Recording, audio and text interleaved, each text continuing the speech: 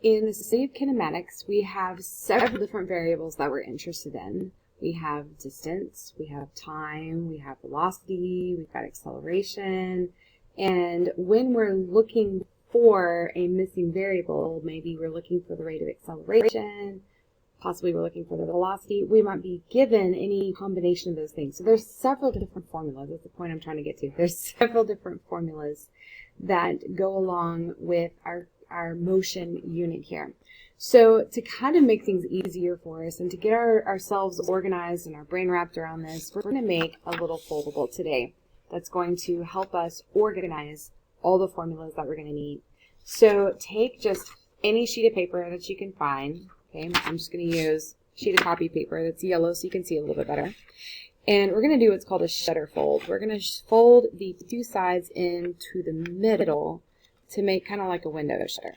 Okay, so we have it landscape style, wide ways. It's hard to zoom out and see everything, but we've got it landscape style, wide ways. We're going to take the two ends and fold it into the middle and make a little shutter.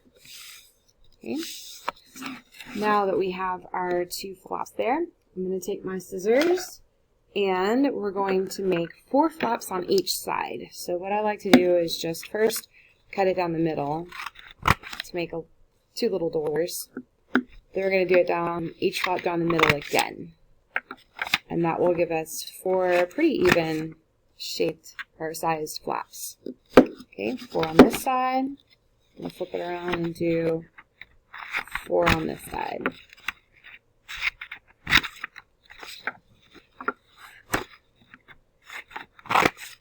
There we go.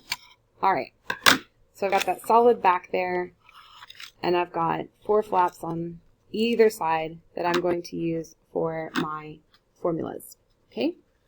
Now, what I'm going to do is, the main complaint I hear is I can't figure out which formula to use. So since that's a problem, we can't figure out which formula to use, what I'm going to do is I'm going to put the variables that are involved in the formula on the front. And then when we open up the inside, the formula will be on the inside. So we can look at the variables that we need. Aha, that's got what I want. Open it up and there's the formula. So we're not getting confused with all the multiplies and divides and all that stuff at first. We're just looking for what has the things that we need.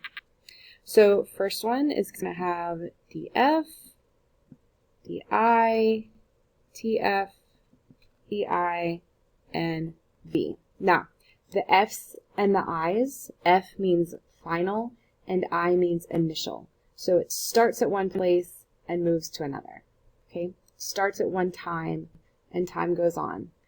Now the v, we only have one v, meaning we've got a constant not changing velocity. Okay? So if we've got a scenario where this is the formula that we need, we're going to open it up. We're going to say velocity v equals the change in distance over the change in time. Okay, that's the formula that we need. Now, that little triangle there means change in. I'm going to remind myself over here. This is optional if you are way ahead of me here. But I'm going to remind myself that the change in distance is the final minus the initial distance. Where did I end up versus where I start? Same thing with time. Change in time is the final time minus when it started. Okay? Second one over here is going to have VF and VI. So now our velocity is changing. It's going to have TF and TI and a constant acceleration. Now instead of using the distances, we're going to use time and acceleration. All right, I'm going to open it up. And I've got acceleration is equal to the change in velocity over the change in time. Okay, and just like on the other side, we'll kind of remind ourselves that change in velocity is the final minus the initial, and same thing with time. It's the final minus the initial. Okay, I'm making my T's kind of curly because later we're going to have plus signs and it gets really confusing. So however you want to do it to make your time look different from your plus go for it. Maybe make it a different color, I don't know. But it can get confusing. All right, down here we're going to rearrange our formula a little bit. We're still going to use df and di like we did before on above it. We're going to use velocity like we did above it, and we're going to use time like before.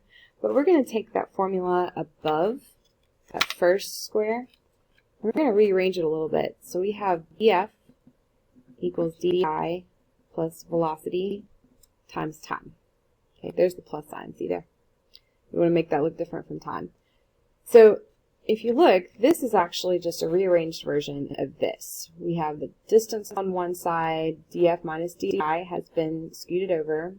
We pulled that time over, multiplied it, so velocity times time equals distance, and then we added back in that initial position where we started. Okay, so similar formula, but sometimes it helps to have it already rearranged for you, so you don't have to think too hard. Okay, very similar with this one. We're just taking that initial formula and rearranging it. We're going to have the final velocity is the initial velocity plus the acceleration times the time. Okay, they look pretty similar. You can see the similarities here.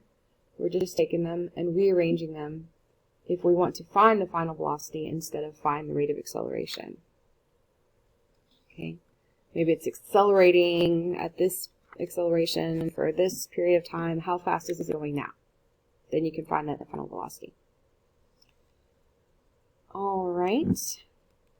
Third flap down on the left, I'm going to use df, di, vi, t, and a. So everything except our final velocity.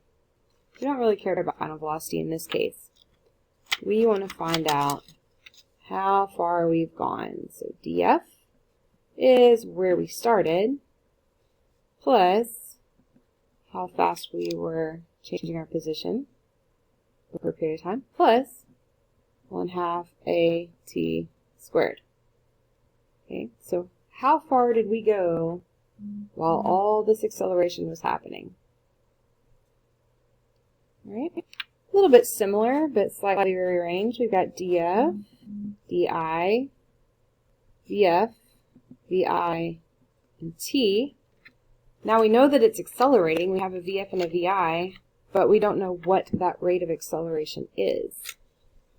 We can still do something similar. Let me close this so it's not interrupting. df equals di plus 1/2 vf plus vi t. Basically, we're taking the average velocity times the time. So it's very similar to this, except we don't have a constant velocity. We have a change in velocity. So we'll find out what that average velocity was, and then find out how far we went while that velocity was changing. Okay, our final one looks kind of like a doozy. Vf, vi, df, di, and a. So we're going to use everything except time. This is what I call our sweet brown equation. Remember the sweet brown? I'm like, ain't nobody got time for that? This is the one where ain't nobody got time for that, right? So there's no time in here, okay? So we're going to open this up. And what we have done in order to get rid of time, there's some math going on here, just trust me here. We've taken our equations that we had before, we've set them equal to each other, we've done a little math magic, and so we have ended up getting rid of time.